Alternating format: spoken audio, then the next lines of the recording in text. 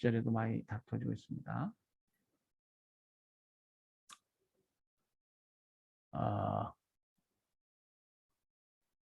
Perhaps one reason is that the dynamics of Polish development in this area began in the 1930s. 오래전 발전된 1930년대 이건 이제 행정국가, 적국국가, 뉴딜 시대죠. 이때 만들어진 건데, 그래서 employer-based financing, 사용자에게 과다하게 부담을 주는 그러한 보험 체계였죠. 그래서 개혁한다 하는데 뭐 여러 가지 어떤 그 정책 변화의 어떤 배경이랄지는 있다는 것입니다. How did the United States Congress come to such a polarized party? 어떻게 이렇게 미 의회가 양극단으로 대립하는 그런 기구가 되었느냐?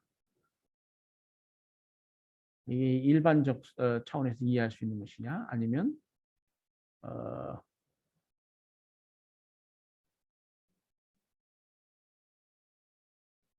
어떤 특정한 어떤 변수가 있어 작용해서 그런 것이냐. 그러니까 정책 변동에 대해서 의심을 가지고 그 원인에 관해서 생각해 볼 필요가 있다. An entrepreneurial group of legislators with close ties to the powerful Speaker of California Assembly, 그 캘리포니아주 하원 의원으로 연방의회 하원 의장을 한 아주 트럼프하고도 막 싸우고 그런 사람이 있죠. 그 미국 그 정계에서 굉장히 그 유력자인데요. 여성이죠, 여성.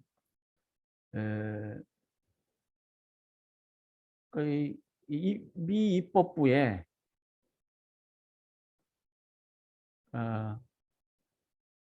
뭡니까? 미 입법부의 입법 스태프들 그리고 의원들 이 중에 이제 기업가 출신들이 많이 있어요. 이 사람들이 그 캘리포니아 의회의 이 의장하고 굉장히 그 공고한 어떤 연결 고리가 있는데 그 멘털 헬스 폴리시 하면은 보건 정책이죠. 그래서 이 주요한 정신과 보건 정책에 있어서 이 의장의 협력을 받기 위해서 투쟁하고 결국 그 최종 1회를 통과시키고 이렇게 되는데 why did they wait? 왜 그들이 기다려야 하느냐? 왜 최종 1회만 통과시키느냐? 한번 생각해 보면 된다. Might they have been better off not waiting so long? 미리미리 이걸 통과시켜 버리면 어떻겠느냐? 더 좋지 않겠느냐? 이게 무슨 이유가 있을 것이다 이 말이에요.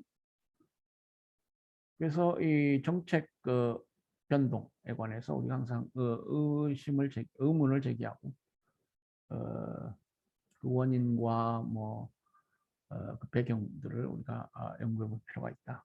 그런 것입니다.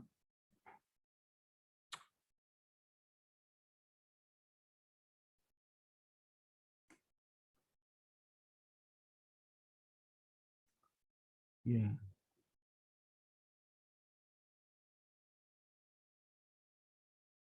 유럽하고 이 오스트랄리테리안 컨트리즈 여기는 이제 그 전제 국가들에 관련돼서 정책 변화 얘기를 하고 있습니다.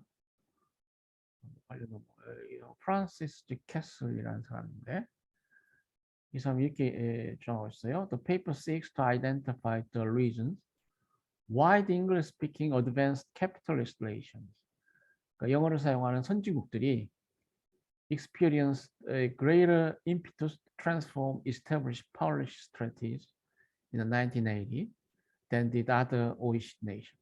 우리나라도 이 OECD 회원국이죠. 다른 어떤 영어권 선진국들하고 달리 OECD 국가 내에서 기존 정책 변화를 많이 추구하고 있느냐. Although the particular manifestation of the challenge to policy orthodox varied in each of these nations. 조금씩 다르지만은 all were characterized by the emergence of political forces committed to a fundamental redefinition of the role of state and economy in the direction of lessened state intervention and greater scope for market forces. 신자유주의 얘기죠. 그 당시 what happened to the English-speaking nations in 1980? 1980년대 이 영미 선진국에서 뭔 일이 있었느냐? 신자유주의 얘기했습니다. 이게 lessened state intervention. 정부가 시장에 lessened면 적게 개입한다는 것이죠. 그리고 fundamental redefinition of the law. 국가의 역할. 케인즈식 부조 정책을 쭉 오랜 기간 1930년대 이후 유지해 왔습니다만은 그것을 이제 redefinition, 새롭게 본다는 것이죠. 근본적으로 새롭게 본다는 것입니다. 그런 관점에서 이해할 수 있다. A variety of exploratory hypotheses seeking to account for the differences between the English-speaking and other OECD countries in this respect 다 얘기됩니다. 그래서 이제 여러 가설들이 제기되는데 이 가설들을 통해서 설명해 보겠다. 왜 이 차이가 나는지, including the impact of state size, 국가의 규모, the state of the economy, 경제 수준, the extent of policy effectiveness, 정책 효과의 정도, the political dynamics of party and electoral systems. 정당과 선거제도의 어떤 어떤 동태적 현실, 정책 효과의 정도, 뭐 이런 관점, 이런 체계 그 변수들에 관해서 이제 살펴본다는 것입니다. 어떤 관계가 있는지. 그래서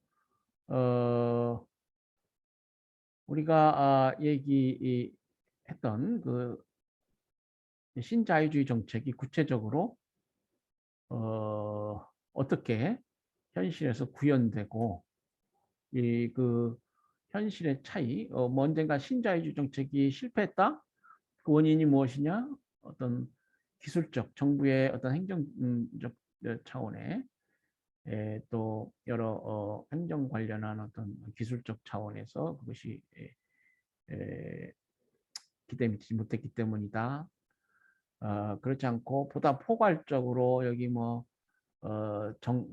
선진 제도를 가지고 있지 못했기 때문에 그 못 사는 나라들의 한계로 인해서 정당이나 뭐 선거제도의 문제, 또 여러 가지 부정부패로 인한 정책의 효과성 문제, 뭐 이런 것들이 원인이 돼서 잘 구현되지 못했다. 뭐 그런 설명이 있었다. 저희가 앤 크루거랄지 조셉 스티글리츠 같은 사람 얘기했었죠.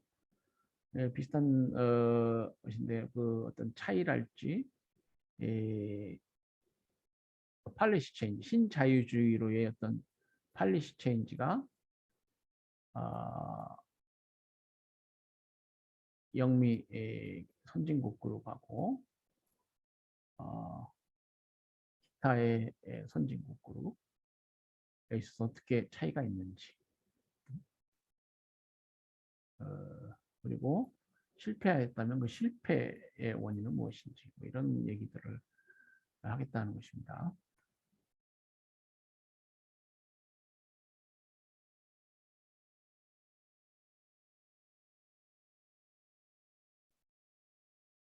네, 그래서 이제 팔리시 체인지에 관련해서 영미 선진국과 신자유주의적 사조에 따른 정책 변동 관련해서 영미 선진국 그룹하고 기타. OECD는 기본적으로 선진국 그룹입니다. 그래서 아까 뭐 앵크루거 얘기는 좀 이제 그 외 개발도상국에 해당이 되는 얘기인데, 이 사람은 좀 특이하게 잉글리시 스피킹 영어를 사용하는 선진국 그룹, OECD 내 중에도 뭐 영어를 사용하지 않는 독일, 프랑스, 뭐 우리나라도 지금 OECD 가입국이죠.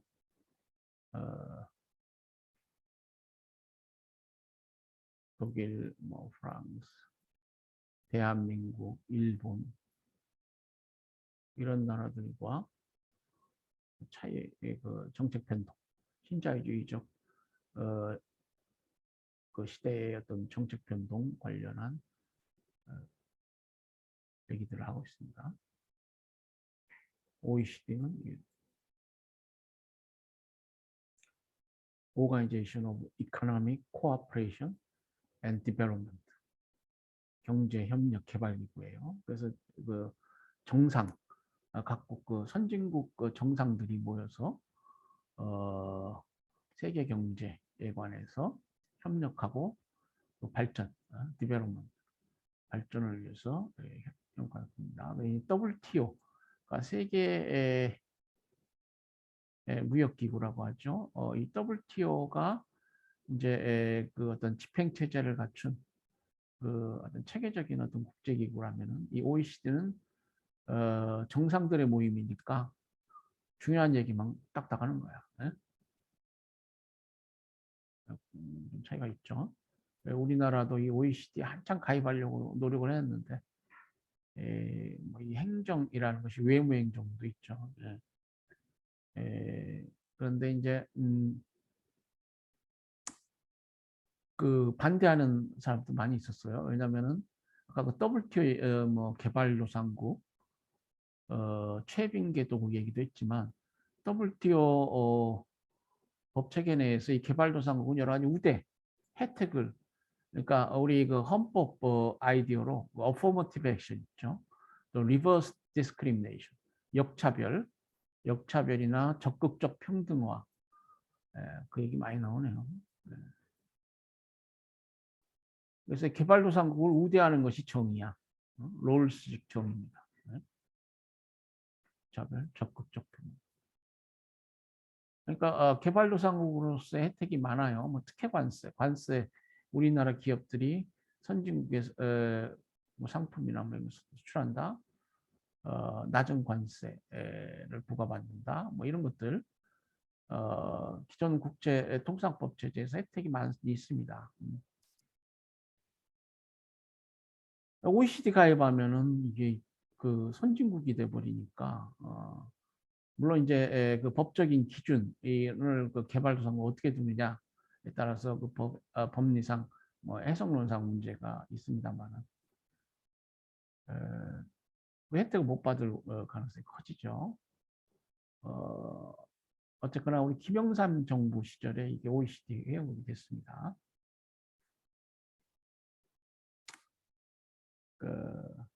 자, 여기 보면은 이제 Dynamics of Policy Change in Authoritarian Countries 이렇게 돼 있어요.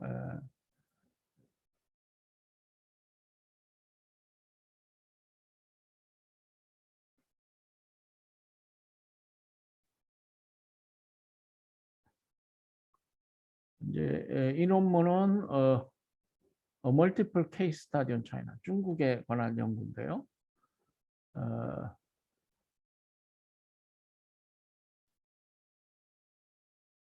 앱스트를 한번 볼까요? On the evidence from China, this study proposes conflict expansion model to explore how pressure for policy change can build up to overcome resisting force and stimulate the response from decision makers in authoritarian context. 그래서 중국을 이제 실증적으로 연구했다. 그래서 이제 이 결과 갈등이 확대되는 어떤 모형이 발생했다. 그래서 정책 변동에 대한 압력이 어떻게 저항을 발생시키고 아까 그 정책 변동과 저항의 문제 봤죠? And stimulate a response from decision makers. 정책 결정자들이 거기에 대해서 어떻게 또 대응하고 이것을 authoritarian. 중국은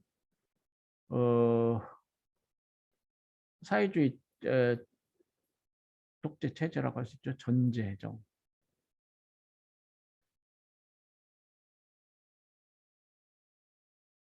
예. 그래서 이제 공산당, 그 프린슬링이라고 하고 불리우는 핵심 공산당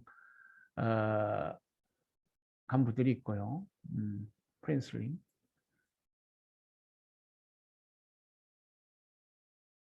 프린스하면 왕조라는 얘기인데.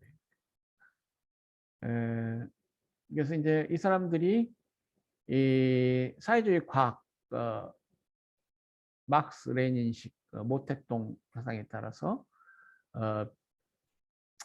폐쇄적으로 핵심적인 의사 결정을 합니다. 그럼 그것이 이제 뭐 최고 인문 대회랄지 그런 걸 통해서 이제 합법화되고, 그러니까 사회주의 국가는 정치 경제학 국가야. 막스 레닌 모택동.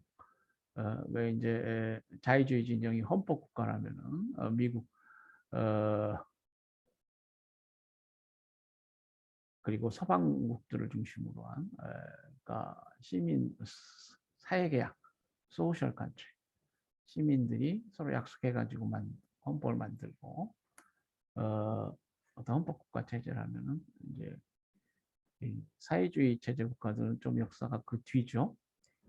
예, 그래가지고 최초로 이 지구상의 사회주의 국가가 탄생한 것이 이제 볼셰비크 혁명으로 소련이고 그렇게 되죠, 여러분이 아시다시피. 그래서 이제 이런 정책 의사결정 과정이 공개적인 게 아니에요. 비밀적으로 폐쇄적으로 된다. Tracing the policy change processes of four national policies. 네 가지 아이템의 국가 정책들이 정책 변동 과정을 추적해 봤더니 social pressure, the study finds. 과학자니까 뭘 발견해야 돼. 이 논문이 뭘 발견했느냐. Social pressure mobilized by media reports focused on specific events is a matter of major force for facilitating change in China. 그러니까 미디어, 대중 매체가 매우 중요하다는 것입니다. 여론을 형성하고 뭡니까? 여론에 큰 영향을 미치는 것이 대중 매체죠. 그래서 이 대중 매체의 어떤 보고서를 통해서 어떤 사회적 압력들 이것이 정책 변화를 일으키는 중요한 원인이더라. However, 그러나 owing to institutional constraints, the influences of societal actors are sporadic, incident-based, and varied by population. 그러나 제도적 제약으로 인해서 사회적 어떤 행위자들의 영향은 스포레딕, 간헐적이고 그때그때 뭐 사안에 따라 체계적이지 않다 이 말이죠. 사람 수에 따라서 변화가 많다. The policy change process is protracted and difficult when it encounters resistance from state actors who have multiple institutional access channels for influencing the decision-making process. 그래서 이 정책 변동 과정은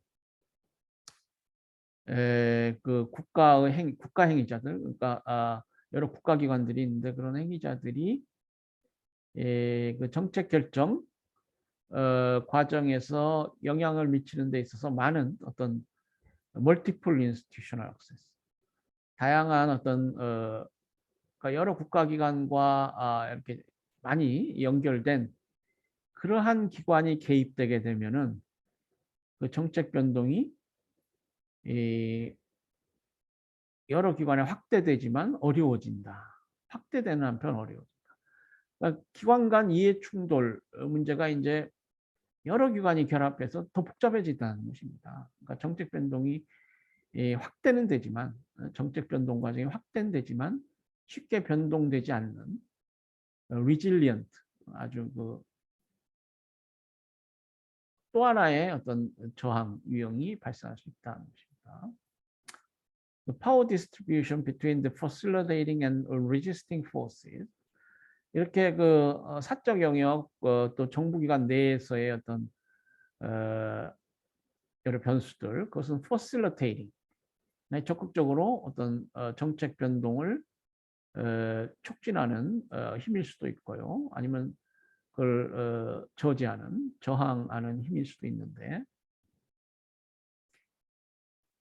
이 정책 변동을 주도하는 힘하고 저항하는 힘 간의 권력 게임 이것이 권력 관계가 어떻게 되느냐 power determines whether policy change process is quickly or arduously 그래서 그 정책 변동이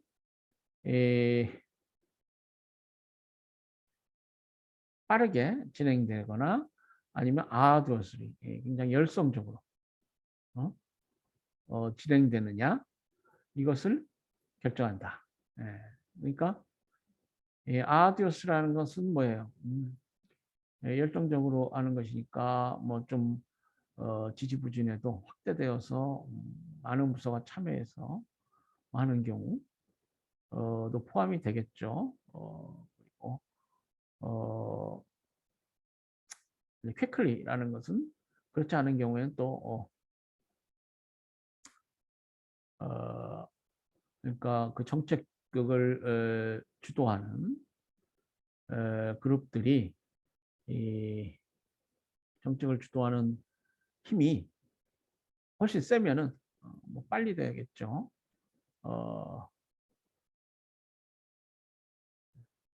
그리고 이제 비교적 그 아더스이 것이 열정적으로 행해질 것입니다. 뭐또 어느 정도 또 저항 세력이 있어야 또 이게 아디오스 열정적으로 행해질 수 있는 경우도 있겠죠. 네.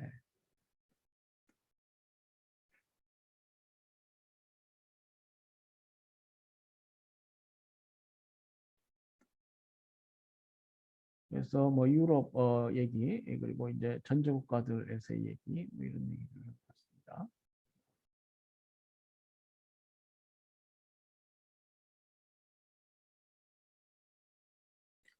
아까 우리 교재에 나온 허먼 파이머 얘기를 하겠습니다. 이 사람은 루마니아에서 태어난 영국 정치학자입니다. 말씀드린 파비안 소셜리스트. 아주 어떤 정통 사회주의자입니다. 이 파비안 소사이어티는 영국의 사회주의 역사도 굉장히 뿌리 깊어요.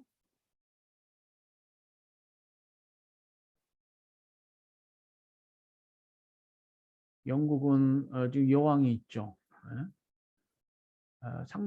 형식적이고 뭐 상징적이라고 보통 부르죠. 그래서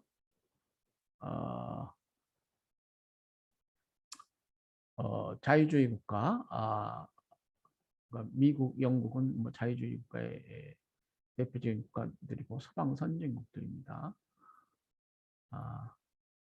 비버리지 보고서 얘기도 했지만 20세기 초창기 그 뉴딜 정책 어, 태동 탄생의 어떤 배경이 되는 뭐 비버리지 보고서랄지 일찍이 그 사회주의적 어떤 마인드들이 굉장히 많았습니다.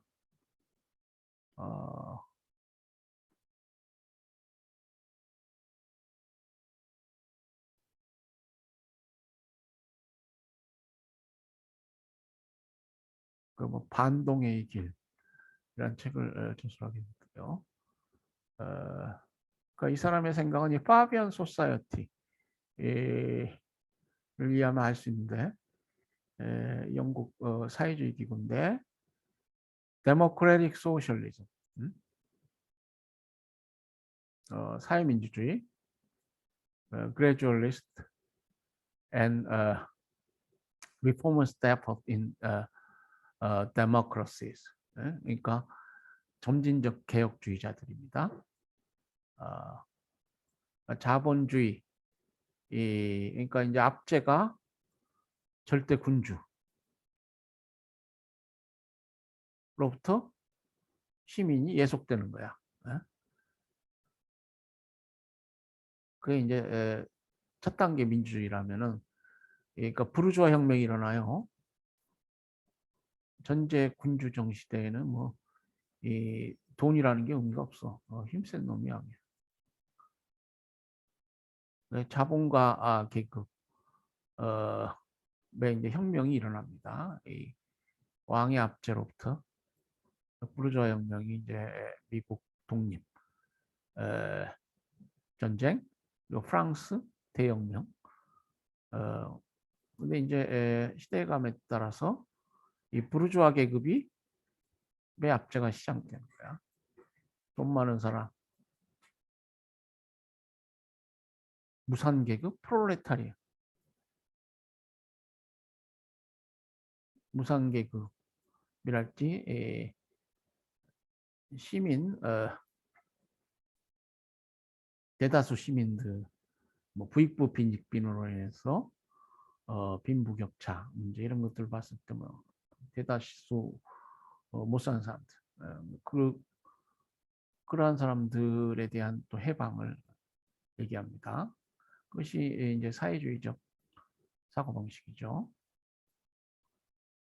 그런데 레볼루셔너리 오버스로 막스는 그것을 혁명적으로 전복시켜야 된다. 이 막스한 사람은 말씀드린 대로 유물 변증법, 경제 절대주의자입니다. 물건이 경제라고 그랬죠. 오로지 물건.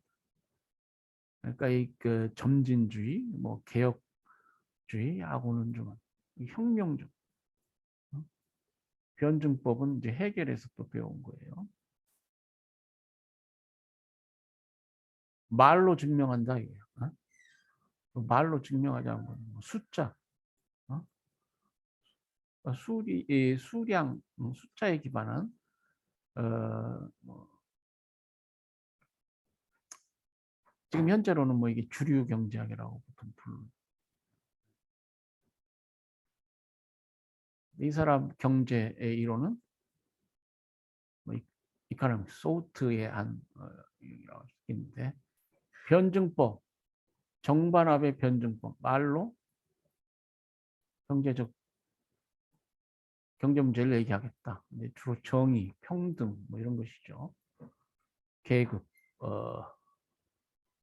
문제, 유물 변증법. 이 사람 얘기가 지금 아까 볼세비키 혁명도 얘기했습니다. 거기에서 지금 현재 세계 정치에서 구현이 돼 있잖아요. 물론 이제 1990년대 동구 유럽의 자유화랄지 뭐 사회주의 국가들이 많이 누그러졌습니다만, 중국은 지금 러시아가 또 다시 보수적으로 나아가게 되면은 그나마 조금 진보적인 어떤 제스처를 취하다가 다시 고전적 공산주의로 돌아갈지 몰라요.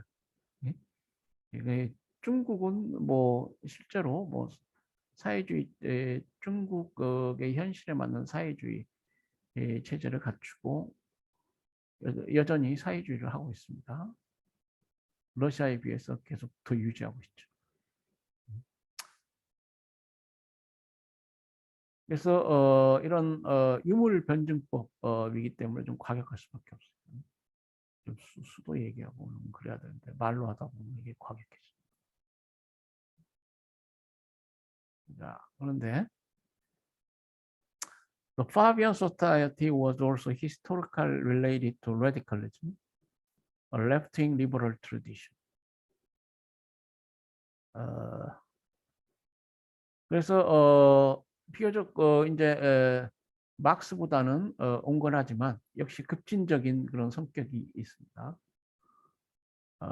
이것은 left-wing liberal tradition.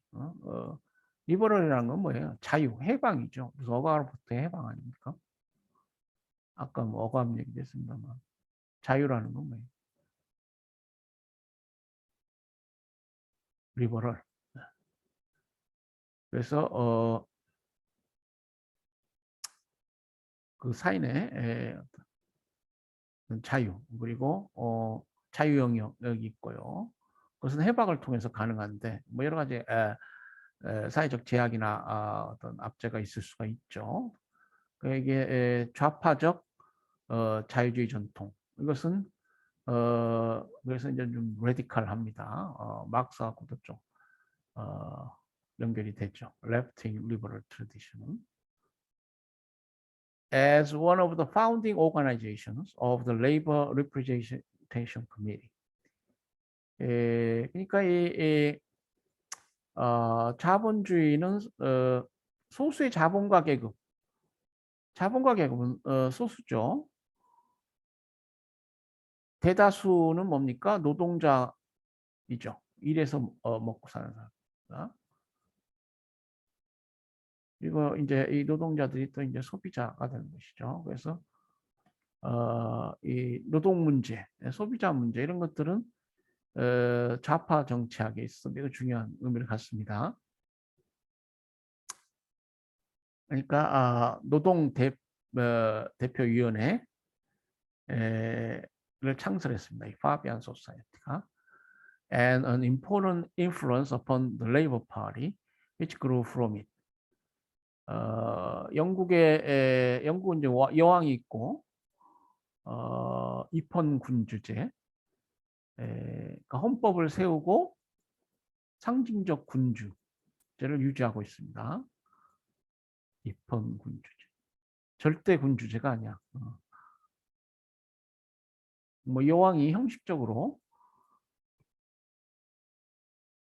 그 국가 정책 결정 과정에서 뭐 사인을 하기도 하고 최종적으로 사인하기도 하고 그렇습니다. 근데 보통 실권은 없다고 봐요. 영국은 양원제죠. 하우스 오브 카몬스가 있습니다. 하원이 있어요. 보통 사람들이 모여서 만든 하원이 있어. 하우스 오브 카몬스. 그리고 귀족이 모여서 만든 하우스 오브 로드 있습니다. 그러니까 군주제도 유지하고 형식적이지만은 상원에게 이제 그다지 큰 실권은 없어요. 과거의 상원에 이제 뭐 로드 챈슬러라고 하면 뭐 대법원장이라고 대법원이 있어요. 그러니까 상원 법사위원회가 대법원이야. 영국 대법원. 지금은 미국이나 우리나라처럼 의회에서 떨어져 나왔어요. 그래서 독립된 대법원이 사법부가 있습니다. 예. 그래서 이 양원제를 취하면서 계속 그 어떤 자유주의의 보수주의적 전통을 유지하고 있는데 이 양당 정치죠. 그래서 컨서버티브 파티 보수당이 있습니다. 지금 영국 정부는 보수당 정부죠. 그리고 레이버 파티 이게 이제 노동당.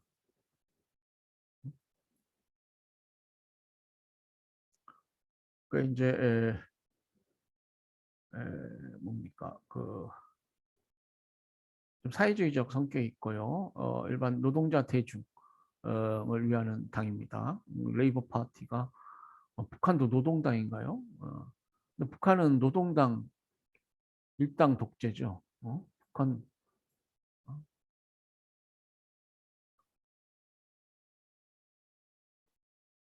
노동당 일당 독재야. 근데 영국하고 차이점 뭐예요? 보수주의하고 양당 정치라는 나라가 서로 정권을 교체하고 선거를 통해서 국민에게 심판받고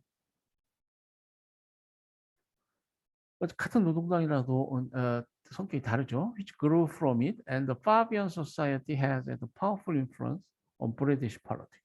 영국 정치에서 중요한 역할을 한다. One members of the Fabian Society have included political leaders from other countries. 조아라우 네루, 네루 같은 외국 정치 지도자들도 회원으로 되고 있습니다. Who adopted Fabian principles as part of their own political ideology. 이 파비안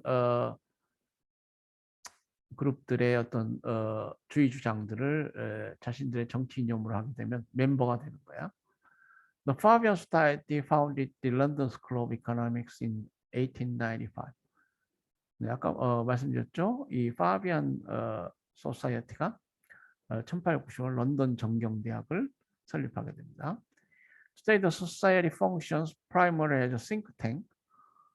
think tank 하면은 뭐 미국의 브루킹스 인스티튜션, 브루킹스 연구소랄지, 뭐 각국의 중요한 그런 말 그대로 어떤 사상적 으로 그 나라를 뭐 특징 지으고 리드하는 그런 역할을 하는 정책 연구기관들, 이걸 싱크탱크라고 합니다. And is one of the socialist societies affiliated with Labour Party. 노동당으로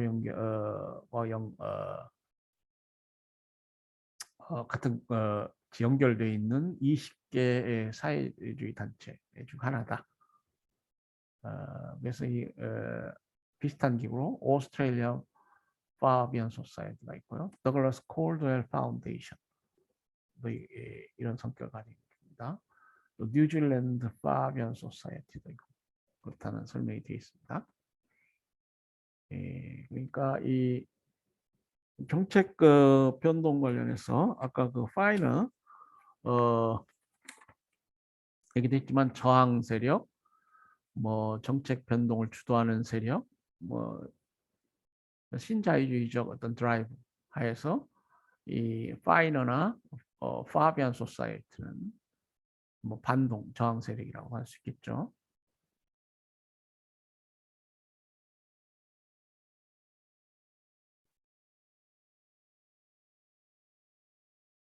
네.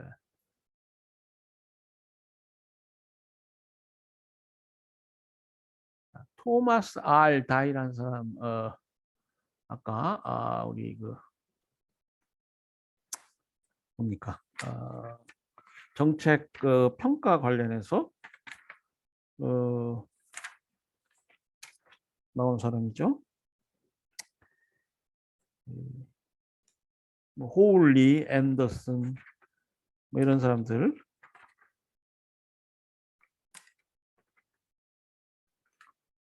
이 사람 얘기 정책 분석, 팔리시 어널리시스 죄송합니다. 뭐 정책 분석, 평가 뭐 비슷한 개념이니까요. 보면 디터미넌트 퍼블릭 팔리시, 공공 정책을 형성하는 뭐 주요 변수가 뭐냐. 이 사람은 플로리다 플로리다 주립대학의 석좌 교수입니다.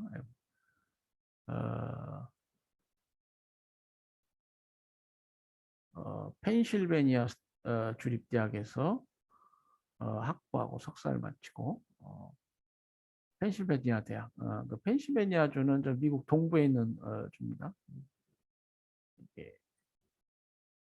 그 아이비리그 학교들이 동부에 있죠. 이제 펜실베니아 주에는 이 주립대학, 대학원 과정은 실제로 뭐 아이비리그 대학이나 뭐 펜실베니아 주립대학이나 그렇게 큰 차이가 없는 것 같은데요. 뭐 보통 가가지고 우리 한국 학생들도 많이 공부를 하고 그러는데요. 펜실베니아 주립대학에서 학부를 공부하고 펜실베니아 대학에서 이제 박사학위를 했네요. 그래서 펜실베니아 대학, 위스콘신 대학, 조지아 대학에서 가르치고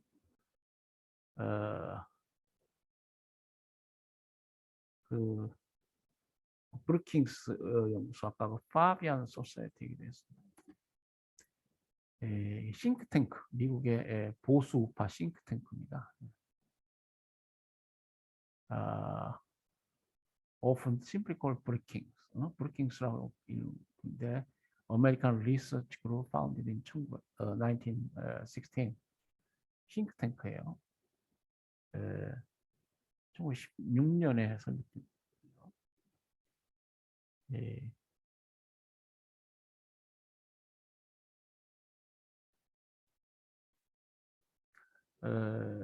이 다이는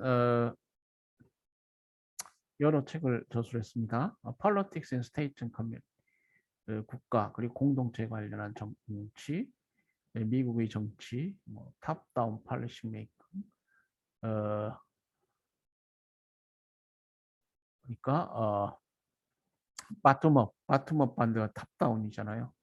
그래서 이제 뭡니까?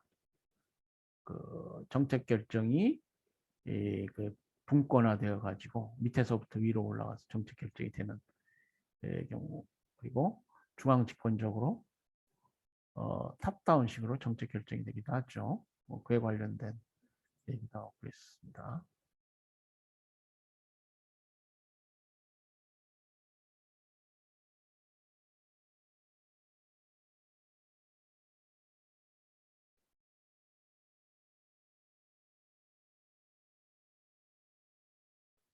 자, 이 사람이 쓴 책 중에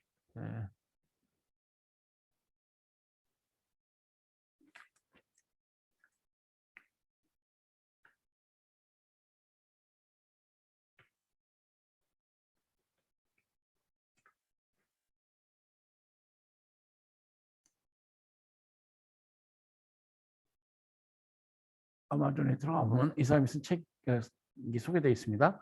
Parliamentarians, What Governments Do, Why They Do It, and What Difference It Makes.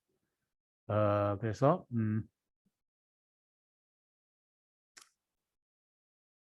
정책 분석, 정부가 뭘 하고 왜 그들은 그걸 해야 되고 그 정책 집행으로 인해서 뭐가 달라지는가. 책 제목이 그렇습니다. 1976년 아주 오래된 책인데 In this well-informed, challenging, critical society, study of public policy and political science,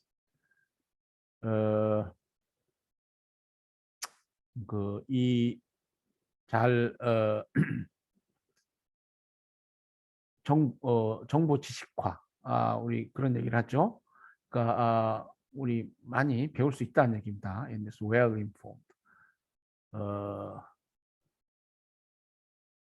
그래서 다이의 어떤 챌린징 크리틱, 우리 독자들을 위해서 잘 설명하고 어떤 창조적 어떤 비판, political science, 정치학 영역에서의 정책학 연구에 대한 굉장히 도전적인 어떤 비평. 그러니까 이 말씀드린 대로 이 퍼블릭 팔리시 정책론, 정책학, 행정학 이 영역은 이제 정치학과 밀접하게 관련이 됩니다. 그리고 사회과학 일반에도 관련이 돼요. 당연히 그 토마스 알다이 차지스 political scientist, 정치학자들을 비판했다. 이 자들을 professional and ideological myopia. 그래서 정치학 에 관련해서 전문적이고 이념적이지만은 근시안적이다 것입니다. That inhibits the understanding of the underlying social economic forces, social and economic forces that shape public policy. 그러니까 실제로 공공 정책을 어떤 도안하는 데 있어서의 사회의 경제적 어떤 변수들, 영향력들 이런 것들을 자세히 이해하지 못하게 방해. 예, 그래서 아까 이제 후쿠야마 아주 전형적인 정착자죠. 또 왈저도 그렇습니다. 이 후쿠야마나 왈저, 후쿠야마는 이제 권력 현실에 전착해서 권력이라는 게 뭐냐? 뭐 이에 관해서 철학적으로 많이 얘기했었고, 왈저는 미국 사회에 있어서 공동체주의가 뭐냐?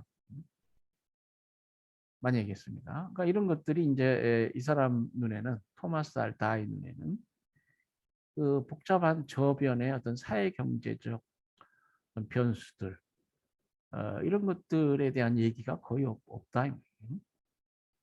구체적인 정책 결정, 정책 분석 이런 얘기들을 정착자들이 안 한다는 얘기입니다. 그래서 이 정착과 정책학 이, 이 분기한 것이죠. 그래서 이 사람의 생각이 이제 요약된 PDF가 있습니다. What is public policy? 여기서부터 시작해가지고 Definition of policy. 그리고 이제 Scope of public policy.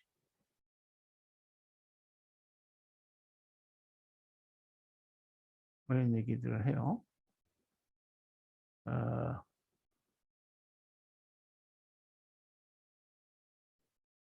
이 부분은 Why study public? 왜 공공정책을 공부하느냐?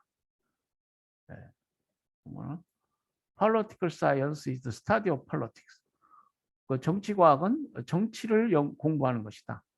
The study of who gets what, when and how. 누가 무엇을 얻었고 언제 얻었고 어떻게 얻었냐. 뭘 얻었다. 이건 뭐예요? 가치의 배분. 정치학 여러분 공부하시다 보면 어떻게 가치의 배분. 가치의 배분이 어떻게 되었냐. 부르주아 계급이 who gets what. 부르주아 계급의 정치냐. 그러면 돈 많은 사람들에게 유리한 정책이겠죠. when 언제냐? 이제 20세기, 19세기 중요 막스 시대 이후에 뭐 러시아에서 볼셰비키 혁명이 났다. 그리고 이제 20세기 뉴딜 정책으로 인해서 어떤 복지 정책으로 인해서 시민 대중 저변에게 많은 어떤 재분배, 리디스트리뷰션이 일어났다. 뭐 이런 얘기죠. 어떻게 how 루즈벨트 정책이 브라운 로우 커미티를 만들고 행정부 조직 확대 개편하고 그래서 기존의 어떤 정치국가, 헌법국가를 행정국가로 했다. 그 레이버 파티 얘기도 했습니다만은 노동복지정책 뭐 이런 것들을 핀다. 그러니까 가치가 배분되는 것, 그걸 공부하는 것이 이제 정치학입니다. It is more than the study of governmental institution.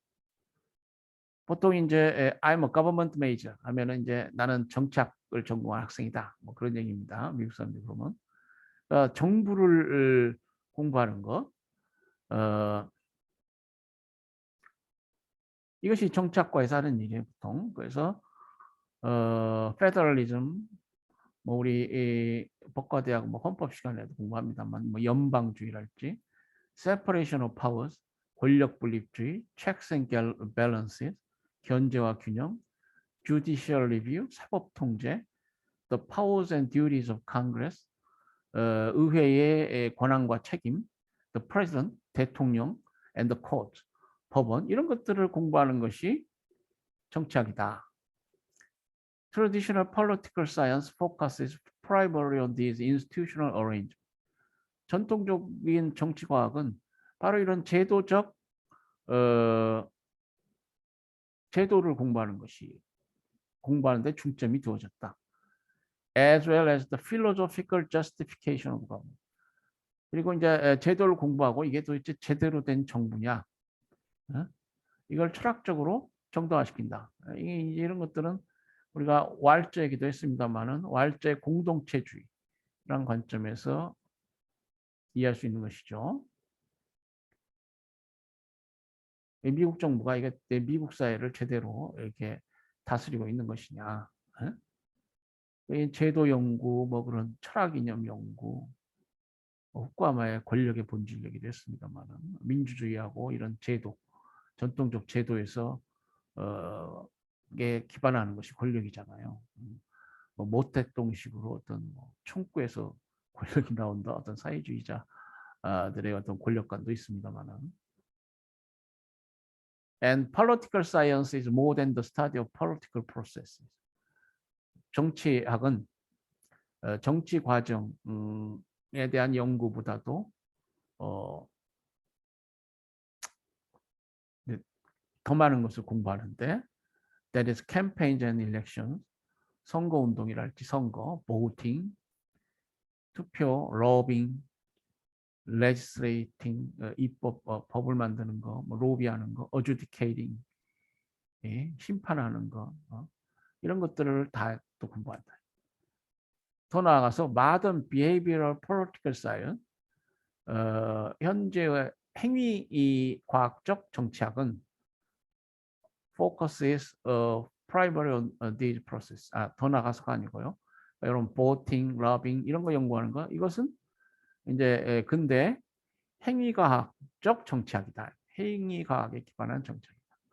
행위과학, 이 behavioral science가 뭐 정치학, 행정학에 많은 영향을 미친다. 우리 행정학 관련해서도 살펴봤죠.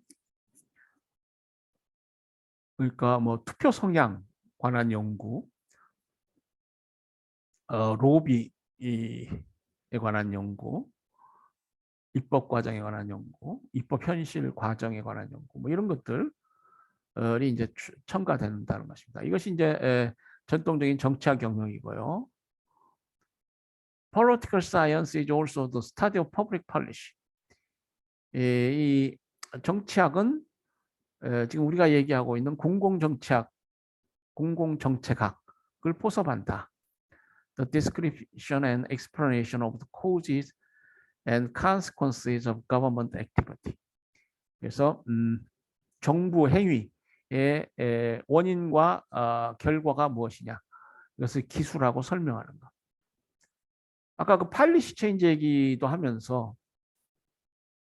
정책 변동이 왜 일어나느냐, 이게 관심을 가져야 된다고 그랬죠.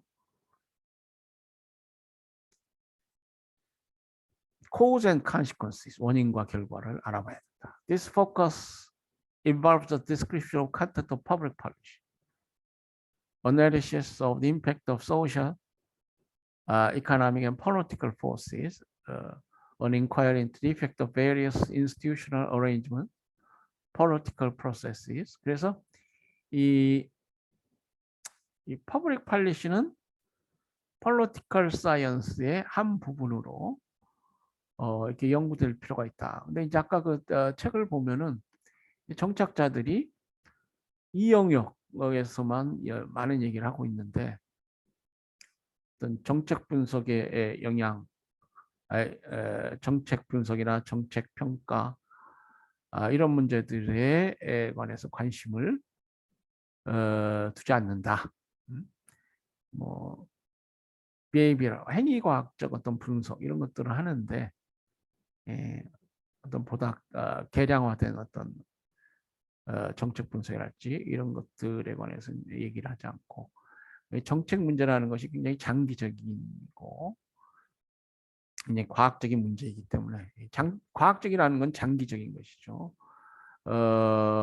미오픽이라는 건 좀 열정적인 것입니다. 뭐 권력의 본질 얘기를 할지, 또 정치 이념 문제, 이거는 좀 파토스, 열정적이죠. 그러니까 이 사람 뭐 아까 그 end of history, 역사의 종언, 이데올로기 종언처럼 오랜 어떤 세계사를 얘기하고 거대 담론을 해도 이것은 이제 이 사람 눈에는 미흡 단기적 근시안적인 것으로 보여지는 것이죠. 그러니까 과학적이어야 돼. 장기적이고 쭉 어떤 그런 관점에서 퍼블릭 폴리시 연구가 중요하다. 뭐 얘기하는 것 같아요.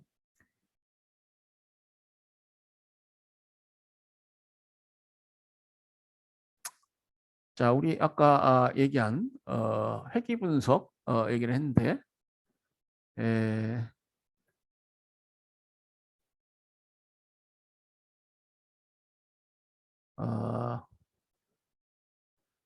회귀 분석이 뭐냐? 이렇게 쳐봤더니 나옵니다. People also ask 해가지고. Regression analysis is a powerful statistical method. 굉장히 그 파워풀한 통계적 방법이다. That allows you to examine the relationship between two or more variables of interest.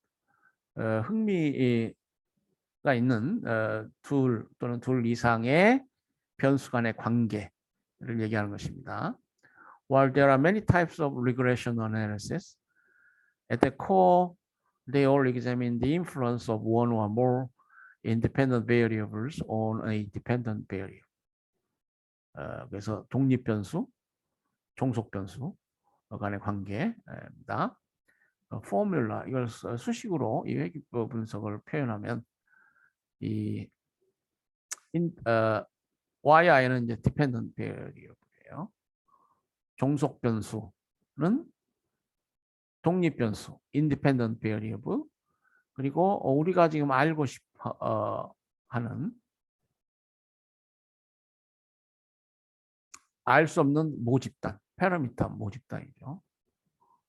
모집단 간의 관계가 있을 것이다. 이 말이에요. 그것이 상호 펑션, 기능을 해가지고 종속 변수에 영향을 미친다는 것입니다. 그리고 이제 EI는 error terms라고 해가지고 그 과정에서 여러 가지 데비에이션, 이탈이 일어나는데 그 이탈의 정도를 우리가 회귀계수와 에러 텀들을 통해서 알 수 있다는 것입니다. 그러면은 향후 어떤 종속 변수와 독립 변수 간의 관계를 예측할 수 있다는 것이죠. 표본 추출을 통해서 자료를 확보하고요. 서베이랄지 이런 걸 통해서 그러면은 그렇다는 것입니다.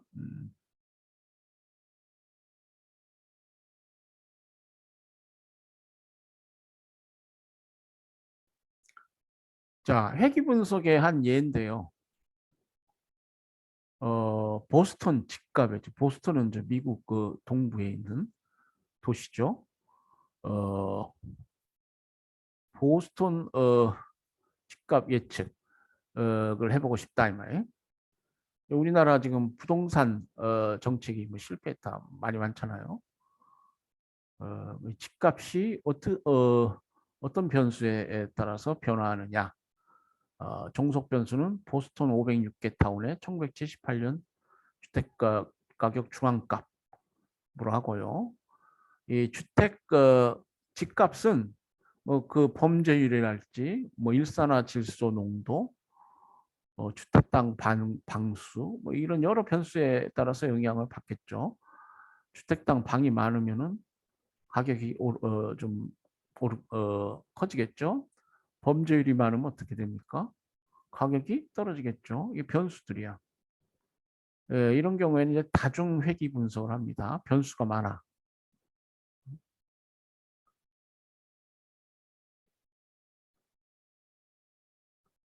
인구 중 흑인 비율, 방사형 고속도로까지 거리, 가까워야죠.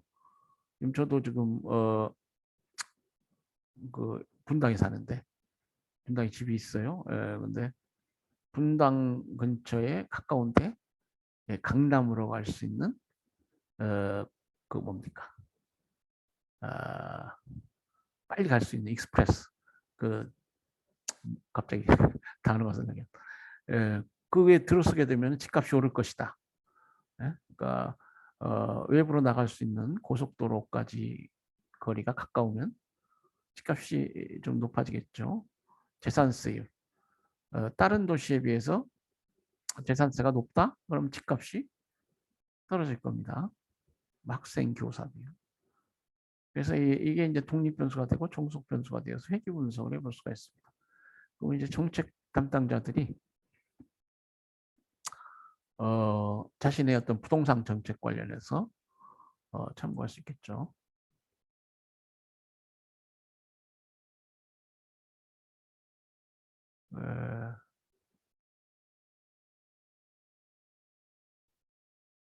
자, 회귀 분석의 의미와 유래에 관해서 뭐 설명이 되어 있습니다. 예, 어떠한 현상을 발생시키는 시스템의 구조를 밝히는 연구는 많은 분야에서 진행되고 있다. 그러나 보통 현상은 보통 고정된 상태로 있는 것이 아니라 관찰 시점이나 실험 조건, 환경 등에 따라 변함으로 구조적인 특성을 파악하기 어렵다. 따라서 많은 학자들은 모형화 작업을 통해 이 모형화 작업 자주 나오죠. 모형 중요합니다. 정책 분석이나 평가에서는 이 모형화 작업이라는 게 중요해요. 현상을 지배하는 변수의 효율적인 관계식을 밝히고 특성을 알고자 한다. 이게 어떤 관계에 있느냐? 말 그대로 상관관계예요. 어? 서로 상자는 서로 상자 아니야. 서로 관계된다는 거야.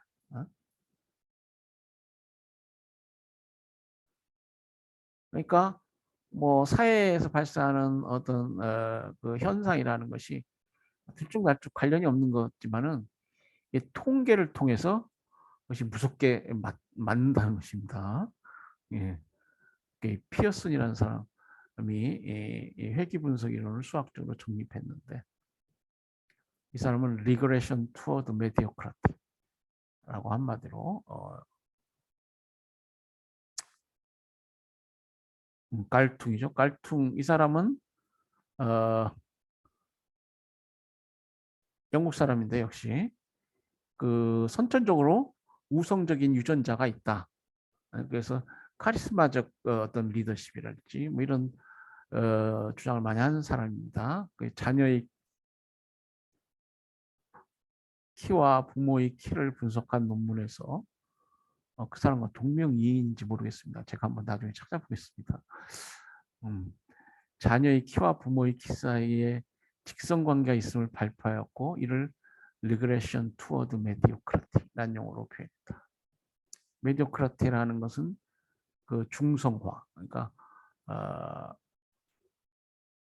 예컨대 뭐 이런 현상은 이제 흔히 우리 주위에서 일어납니다.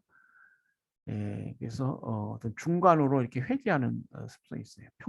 메디오크라티 보통. 예? 그러면 샘플을 어느 정도 많이 하면은 그것이 어떤 신뢰 구간에서 상당히 어떤 실효성 있게 예측할 수 있느냐 뭐 그런 문제들이 발생하겠죠. 여러분 나중에 혹시 뭐 기회가 되면은 공부하실 수 있겠습니다. 이러한 이유로 변수와 변수와의 관계를 조출하는 기법을 핵이라는 용어를 사용하게 됩니다. 그래서 갈퉁 피어슨이 이제 회귀 분석 관련해서 많이 공헌을 한 학자입니다.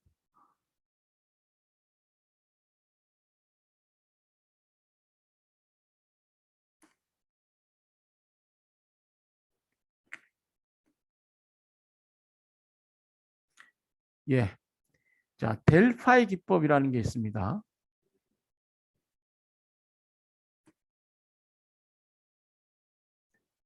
델파이 기법은 이제 회귀 분석하고 달리 이제 질적 어떤 분석 방법인데요.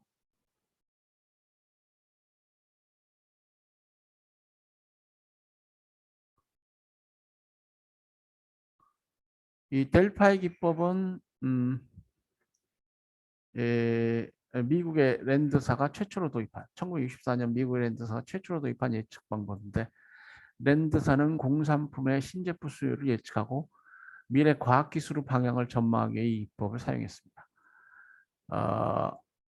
델파이라는 말은 뭐 그리스에서 예언가들이 미래를 점치던 아폴로 신전이 있던 델포이, 예? 뭐 재단이 그래서 뭐 점치고 그러잖아요. 델포이에서 유래했다고 그래요. 정리된 자료나 통계 모형을 통한 분석이 어려울 때 전문가들의 의견을 조사해서 전반적인 방향을 잡아가는 사회과학 분야의 대표적인 조사입니다. 그러니까 이 사회 문제라는 것이 사람이 복잡하듯이 사회 문제도 굉장히 복잡합니다. 그러니까 처음부터 전문가들의 의견을 묻는 것은 그 사회 현상을 현실적으로 파악 못하는 거야. 전문가들은 뭐예요? 이론에 매몰되어 있는 사람들입니다. 이러한 경우에는 이렇다, 저러한 경우에는 저렇다. 현실 사회에 관련해서 전문가들의 의견을 효과적으로 반영하기 위해서는 그 문제의 여러 가지 복합적인 변수의 상호 간의 역학 관계랄지 정도, 자 이런 것들을 알아야 되는데, 그러니까 먼저 전반적인 방향을 잡아기 위해서 설문을 돌리고 개략적인 질문을 이제 정해서 1차 설문합니다. 그리고 그 설문 결과에 따라 질문을 수정하고 2차 설문하는 과정을 수차례 반복해서 그 결과를 분석한 뒤에 이제 최종 결론을 도출하는 그런 방법이 되겠고요. 정책 분석 방법 중에 대표적인 한 방법이 되겠습니다.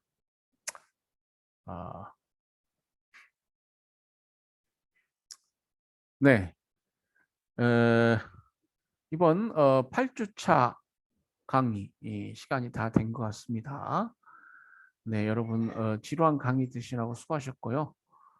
또 이번 주도 보람된 한 주 되시기 바랍니다. 네, 행복하세요. 이만 강의를 줄이겠습니다.